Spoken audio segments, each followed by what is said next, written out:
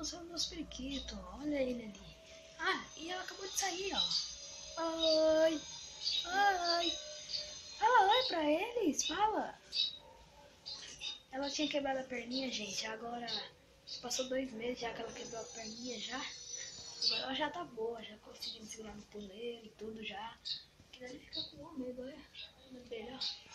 Vou mostrar meus Manon aqui agora. São esses daqui, ó. Eles são muito agitados. E essa gaiola aqui, ó. Sabe pra qual passarinho que vai ser? Vai ser pro pássaro preto, que meu pai vai me dar. Vai ser pro pássaro preto.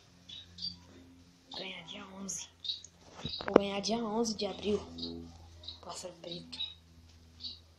Eu vou dar uma reformada nela. Olha esse puleiro aqui, ó. Esse puleiro. Eu mesmo que fiz. Esse puleirinho aí. Porque só tinha esse e esse. Ah, só tinha esse e esse. Aí eu fiz mais um pra ele ficar pulando, entendeu? Que da hora ter um pássaro preto. Ele é muito bom, tá?